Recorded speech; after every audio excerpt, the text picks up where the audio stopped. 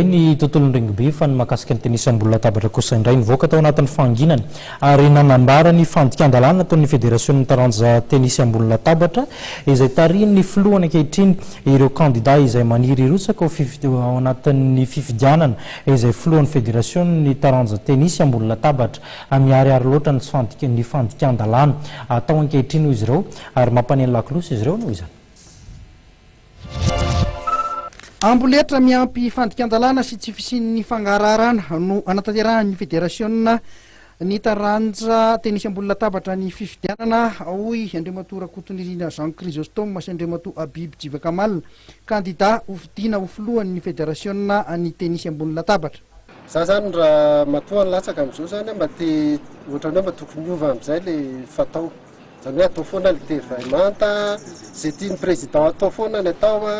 dia zay zany efa tsy tokony apetraka antsony mety gaga nareo fa maninona nahazo ny CGSOI fa ninona misy résultat ihany ny joueur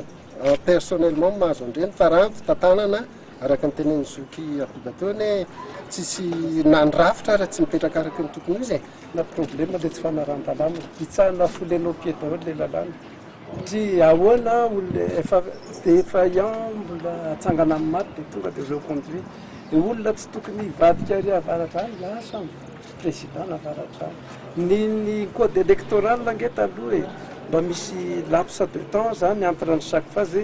section ligue et les fédérations fa zao dia tena tervaimanta fotsiny. Mahakasika ity fifidianana ity hoy izy ireo dia tamin'ny alalan'ny Facebook no nahafantaran'ny candidat teren'ny filohan'ny fédération na tsy maintsy atao amin'ny asabotsy fa 4 janoary 7 zao ny fifidianana kanefa tsy misy mahalalatra amin'izao zay lalam-pifidianana hitondrana ny fifidianana noho izany dia manao antso avo amin'ny ministéra-pia ny fanatanjahantena izahay hoy ireto candidat hijery akaiky dia raha ity mangataka ihany koa izy ireo ny animorana ny fifidianana aloha satria ny fifidianana zay filohan'ny ligy naramanga aza mbola tsy vita ny fametrahana ny filohan'ny section Atsimondrano sy Avaradrano ihany koa tsy ara-dalàna.